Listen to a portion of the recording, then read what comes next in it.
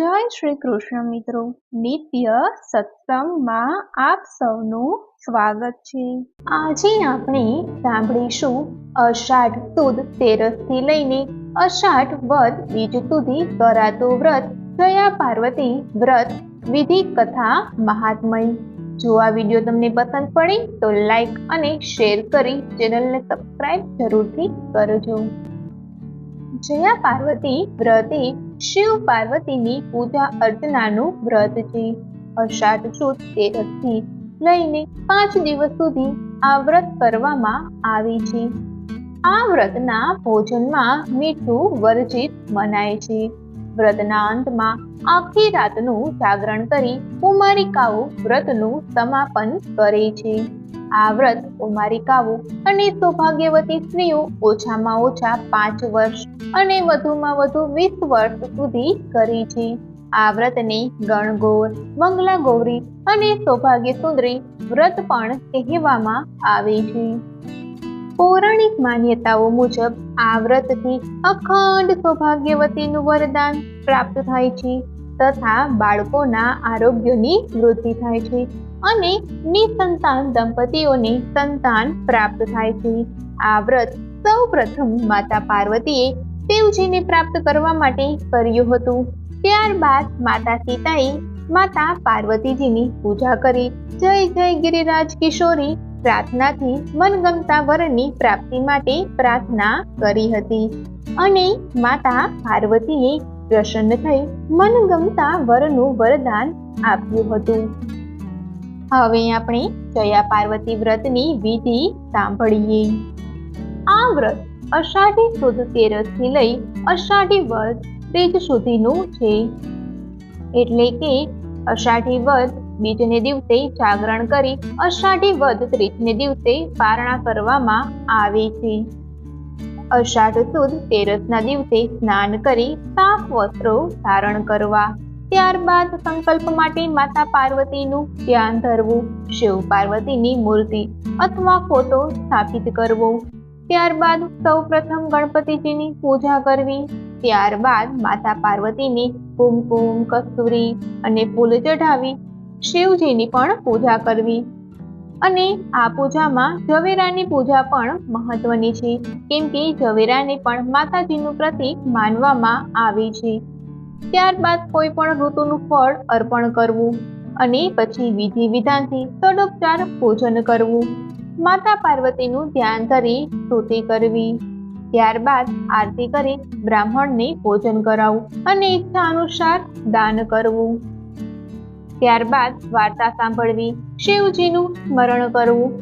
આ વ્રતમાં એકટાણું કરવાનું હોય છે અને ભોજનમાં ગોળ અને મીઠાનો ત્યાગ કરવાનો હોય છે। અષાઢી વદ બીજની રાત્રે જાગરણમાં શિવ મહિમા ગાવો જોઈએ।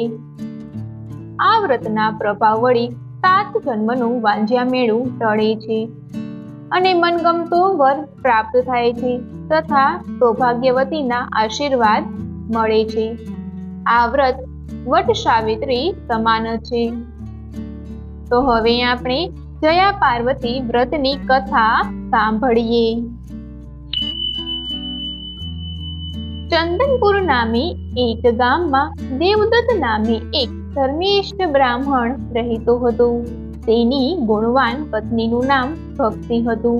બંને પ્રભુ ભજનમાં જીવન ગુજારતા, વળી શાસ્ત્રોના નિયમ પ્રમાણે જીવતા, અતિથિને આવકાર, ભૂખ્યાને અન્ન અને તપસ્યાને પાણી આપી તૃપ્ત કરતા। પતિ પત્ની સુખી હતા। દુઃખ હતું તો બસ એક જ વાતનું કે લગ્નને વર્ષો વીતવા છતાં શેર માટેની ખોટ હતી। તેમના તમામ સુખ પર પાણી ફરી ગયું હતું। પોતાનું ખાલી ખોળું યાદ આવતા જ ભક્તિ આંસુ સારી લેતી। એક દિવસ દેવર્ષિ નારદ દેવદત્તના મહેમાન બન્યા।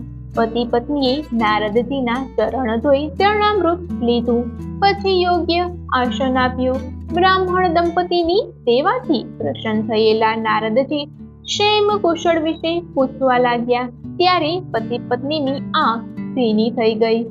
દેવદત્ત ગળગળ અવાજથી બોલ્યો, પ્રભુ, આપની કૃપાથી બધું સુખ છે, સમૃદ્ધિ છે સંપત્તિ છે, પણ હજુ ઘેર ઘોડિયું નથી બંધાયું, તેથી લોકોના મહેણા અંગારા જેવા લાગે છે. તમે તો ત્રિકાળ જ્ઞાની છો, અમારા ભાગ્યમાં સંતાન સુખ હોય તો કહો.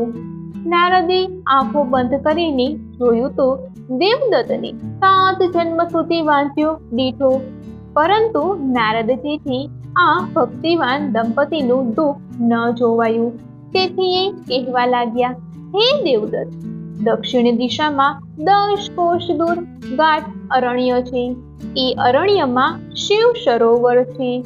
એ સરોવરના કાંઠે શિવના મંદિરમાં 100 વર્ષથી શિવજી ત્યાં પૂજાયા વગરના પડ્યા છે. તમે બંને ત્યાં જાઓ, પૂર્ણ શ્રદ્ધાથી શિવજીની ભક્તિ કરી શિવજીને પ્રસન્ન કરો. ભોળાનાથ જરૂર તમારું આ દુઃખ ટાળશે. આમ કહીને નારદજી ચાલ્યા ગયા. સંતાન માટે માછલીની જેમ તરફડતા બ્રાહ્મણ દંપતીએ તરત જ દક્ષિણ દિશામાં પ્રયાણ કર્યું. બંને ગાઢ અરણ્યમાં પહોંચ્યા. શિવ સરોવર કાંઠે ખંડેર જેવું શિવ મંદિર જોયું. ત્યાં સાફ સફાઈ કરી પછી પૂજા કરવા બેઠા. દેવદત્ત અને ભક્તિ રોજ સવારે સૂર્યોદય પહેલા સ્નાનાદિ કરી શિવજીની પૂજામાં બેસી જતા. બપોર ફળાહાર કરતા અને રાત્રે ભૂખ્યા પેટે શિવના સતવન ગાતા. વર્ષો વીતી ગયા પણ ભોળાનાથ ન રીઝાયા. તેથી બ્રાહ્મણ દંપતીને શંકા થવા લાગી છે, નક્કી આપણી ભક્તિમાં કઈ ખામી છે, તેથી શિવજી રીઝ્યા નથી. એક બપોરે દેવદત્ત ફળ વીણવા અરણ્યમાં ગયો. 2 ઘડી વીતી, સાંજ પડી, પણ એ પાછો ન આવ્યો. ત્યારે ચિંતાતુર થઈ ગયેલી ભક્તિ પતિની શોધમાં નીકળી. ત્યારે એક વૃક્ષ પાસે એણે પતિને મૃત અવસ્થામાં જોયું. શરીર લીલું કાચ જેવું થઈ ગયું હતું. કોઈ ફણીધર નાગે દેવદત્તના જમણા પગના અંગૂઠે ડંખ દીધો હતો. પતિના મૃત્યુથી ભક્તિ પર દુઃખનો પહાડ તૂટી પડ્યો. એ હૈયાફાટ રુદન કરવા લાગી. એવી સમયે પાર્વતીજી ત્યાંથી પસાર થઈ રહ્યા હતા. ગાઢ અરણ્યમાં એક સ્ત્રીને વૃક્ષોને પણ રડાવે એવું કલ્પાત કરતે જોઈ ઊભા રહી ગયા. પૂછીને વિગતે વાત જાણી પછી ભક્તિને આશ્વાસન આપતા બોલ્યા, દીકરી, તારું દુઃખ સાચે જ અસહ્ય છે. હું આ ક્ષણે જ તારા પતિને સજીવન કરું છું. આમ કહીને જગતજનની પાર્વતીએ દેવદત્તના શબ પર પાણી છાંટ્યું. તરત જ દેવદત્ત ઊંઘમાંથી ઉઠ્યો હોય એમ આળસ મરડીને બેઠો થયો. સાક્ષાત ઉમા ભવાનીને સામે ઊભેલા જોતા દેવદત્ત તેમના ચરણોમાં ઢળી પડ્યો. ભક્તિ પણ અશ્રુથી ઉમા ભવાનીના પગ પખાડવા લાગી. બંનેએ કરગરતા અવાજે માતાજીને વાંજ્યા મેળું ટાળવા પ્રાર્થના કરી. ત્યારે પાર્વતીજી કહેવા લાગ્યા, હે બ્રાહ્મણ, તારા ભાગ્યમાં સંતાન નથી, પરંતુ જો તમે બંને જયા પાર્વતીનું વ્રત કરો તો જરૂર તમને સંતાન સુખ પ્રાપ્ત થશે. માં, અમે તો પામર પ્રાણી છીએ, વ્રત વિશે કંઈ જાણતા નથી, તો એ વિશે જણાવવા કૃપા કરો. ત્યારે પાર્વતીજીએ અષાઢ સુદ 13 થી અષાઢ વદ 30 સુધી થતા વ્રતની વિધિ, ઉજવણું અને જાગરણ વિશે જણાવતા કહ્યું, તમારે 20 વર્ષ સુધી આ વ્રત કરવું. દર 5 વર્ષે 1, 3 અથવા 5 સૌભાગ્યવતી સ્ત્રીઓને ભોજન કરાવી યથાશક્તિ વસ્ત્ર તથા સૌભાગ્ય ચિહ્ન એટલે કે કંકુ, ચાંદલો, ચૂડી દાનમાં આપવા. વ્રત પૂર્ણ થઈ 7 જન્મનું વાંજ્યા મેળું ટળશે. વળી આ વ્રતના પ્રભાવથી સ્ત્રી પરમ સૌભાગ્યને પામી છે. આમ કહીને પાર્વતીજી અંતર ધ્યાન થઈ ગયા. સમય જતા ભક્તિએ દેવના ચક્કર જેવા પુત્રને જન્મ આપ્યો. પતિ પત્ની ઘણા ખુશ થઈ ગયા અને આનંદથી જીવન પસાર કરવા લાગ્યા. જયા પાર્વતીનું વ્રત જેમ દેવદત્ત અને ભક્તિને પડ્યું તેમ વ્રત કરનાર સર્વ મનુષ્ય માત્રની પડજો. જય જય માં પાર્વતી. તો મિત્રો, આ હતું જયા પાર્વતીના વ્રતની વિધિ, કથા તથા મહાત્મય. આ વ્રત કરવાથી સંતાન સુખ પ્રાપ્ત થાય છે તથા સૌભાગ્ય પણ પ્રાપ્ત થાય છે.